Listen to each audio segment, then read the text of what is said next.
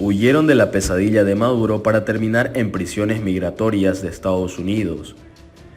Venezolanos que cruzaron la frontera de México con Estados Unidos para solicitar asilo en este país languidense en centros de detención de inmigración en Luisiana, esperando hasta más de 6 meses una respuesta a sus casos. Algunos de ellos desesperados han solicitado que los deporten a un tercer país o que los regresen a Venezuela pese a los riesgos. Esposas y madres de varios de los detenidos en los centros Wynn, Richwood y Jackson Parish de la Policía de Inmigración y Aduanas contaron al Nuevo Herald el viacrucis que han padecido sus familiares desde que ingresaron a territorio estadounidense huyendo de la persecución del régimen de Nicolás Maduro, de la inseguridad y de la crisis humanitaria. Algunos han sido transferidos y han pasado hasta por 3 centros de detención. A otros les han negado el parole, un permiso de permanencia temporal, aun cuando han pasado la prueba de miedo creíble, y a otros todavía no les han fijado una audiencia ante un juez de inmigración a pesar de llevar varios meses detenidos.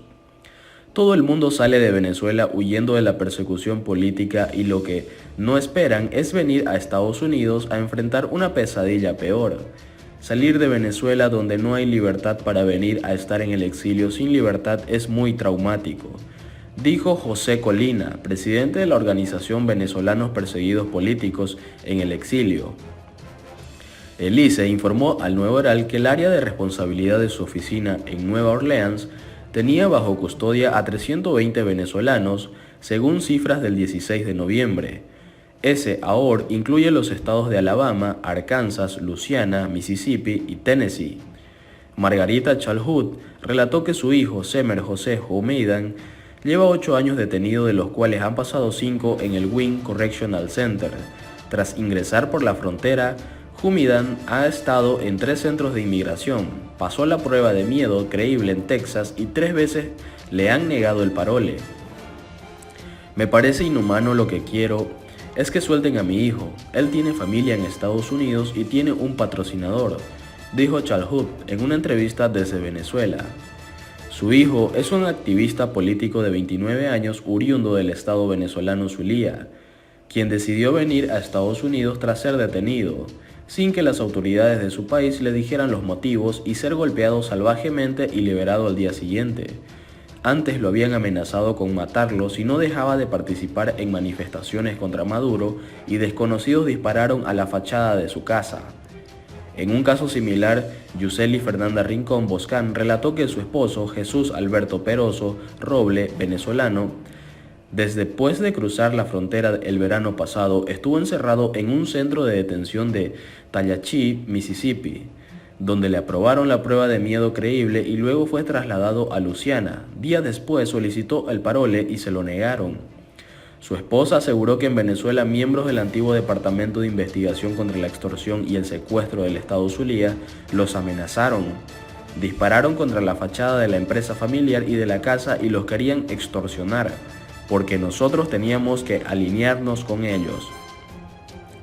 El hombre tiene más de 3 meses en Wynn, Luisiana, y cuando se enteró que su mamá padece de cáncer, pidió a una jueza que le aprobara su salida voluntaria en octubre pasado, pero se la negó porque ingresó por la frontera. Emitió una orden de deportación y él continúa esperando que la ejecuten. No puede ser posible que en ese centro o en ese estado no acaten, que a las personas que tienen aprobada la prueba de miedo creíble no las dejen salir con un parole. No entiendo por qué Luisiana tiene esta situación. Y se dijo en un mensaje por correo electrónico que sobre el parole lo que podemos compartir es que cada caso se juzga por sus propios méritos con la totalidad de la situación que se está considerando, y cualquier pregunta relacionada con un juez de inmigración o de la Corte de Inmigración debe dirigirse a la Oficina Ejecutiva de Revisión de Inmigración bajo el Departamento de Justicia. Y se aseguró además que los funcionarios tratan a los detenidos con dignidad y respeto, y que la agencia suministra condiciones de confinamiento seguras, humanas y apropiadas para las personas bajo su custodia. El ministro consejero de la Embajada de Venezuela en Washington, Gustavo Marcano, dijo que Luisiana es un estado muy complejo en cuanto a los procedimientos de los inmigrantes. Hemos detectado que es el sitio más complejo y tiene las estadísticas más bajas en otorgar parole, situación que hemos planteado a Alice y a las oficinas de congresistas, dijo. En la sede diplomática han recibido denuncias de que algunas personas le aprobaron la entrevista de miedo creíble y el parole, pero no lo ejecutan, y en algunos casos le han solicitado una fianza que no aplica. Esos casos los hemos estado tramitando ante ICE desde la función que tiene la embajada de garantizar el respeto a los derechos de nuestros connacionales, aseguró Marcano. El abogado de Miami especializado en inmigración Wilfredo Allen dijo en agosto pasado que si a los venezolanos, cubanos y personas de otros países los trasladan a ese estado, la situación se les complica porque el 90% de los casos perdían el asilo. Niorkelis Romero, una venezolana radicada en Chicago, dijo que su esposo, Moaz Aldaz, se encuentra en el Jackson Parish Correctional Center, tras ser llevado primero a 2 centros, uno en Texas y otro en Mississippi, donde pasó la prueba de miedo creíble, pero en Luisiana 3 veces le han negado el parole. Salimos de Venezuela por persecución política. Mi esposo me dijo que ya no tenía fuerzas para continuar con el proceso y pidió la salida voluntaria del país, pero un juez se la negó y lo puso en deportación, relató.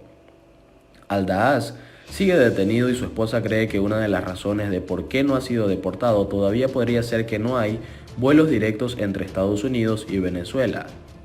Marcano dijo que la embajada emite un travel document que otorga a ICE solo para casos de criminales. No queremos que deporten a nadie de que haya llegado a este país producto de la emergencia humanitaria o de la persecución. Al contrario, queremos que se otorguen medidas de protección para que tengan legalidad en Estados Unidos. Afirmó que no han recibido ninguna solicitud de ese documento para las personas que se acogen a la deportación voluntaria y que aquellas que requieren apoyo pueden comunicarse a Mandato Notification. Por otro lado, Maduro pide desarrollar un poderoso movimiento cristiano evangélico en Venezuela. Nicolás Maduro pidió desarrollar un poderoso movimiento cristiano evangélico por Venezuela, que permita elevar los valores morales en esa nación sudamericana. Debemos desarrollar un poderoso movimiento cristiano evangélico por Venezuela unitario, que incluya a nuestro pueblo, que eleve la conciencia y los valores morales, la responsabilidad con la patria, con la comunidad, con la familia, expresó el jefe de Estado durante un encuentro con pastores y representantes de la Iglesia Evangélica en Caracas. En el encuentro, en el que participaron 1.730 pastores, Maduro aprobó la creación de una universidad teológica evangélica en Venezuela. Dando ejemplo al mundo, vamos a abrir las puertas de Venezuela para que vengan evangélicos de toda América, expuso. De igual manera, aprobó la celebración del Día del Pastor a los 15 de enero, así como dotará a las iglesias de instrumentos musicales a través del convenio China-Venezuela. Este año Maduro puso en marcha un plan de recuperación y remodelación de iglesias evangélicas y de acuerdo a las cifras del gobierno, hasta el momento intervinieron 156 instituciones cristianas. De igual manera, el presidente dijo que apoyará la producción agrícola nacional en 70.000 hectáreas que pertenecen al movimiento cristiano evangélico. Y también, el precio que se indica es superior a las cotizaciones que hay en el mercado. Dijo de acuerdo con la oposición venezolana que pide sanciones y a su vez financiamiento a Maduro. Luego de haber hundido a Venezuela en la mayor crisis eléctrica en su historia tras un caso de corrupción millonario, el régimen de Nicolás Maduro estaría a punto de recibir un préstamo de $350 millones para mejorar el suministro de electricidad en la nación. Esto con el aval de la oposición de ese país. El Banco de Desarrollo de América Latina y una oficina de la Organización de las Naciones Unidas evalúan brindar apoyo financiero a la tiranía bajo un supuesto mecanismo humanitario, que necesita el aval del Parlamento de mayoría opositora. La posibilidad de que este préstamo se dé ha causado gran polémica en el país suramericano, pues se trataría de una especie de premio al régimen dictatorial que está ya en el cuello en millonarios casos de corrupción y lavado de dinero. Hay que recordar que el dinero destinado a solventar la crisis eléctrica habría terminado en cuentas de empresarios y funcionarios ligados al chavismo, mientras muchas de las obras se mantienen paralizadas.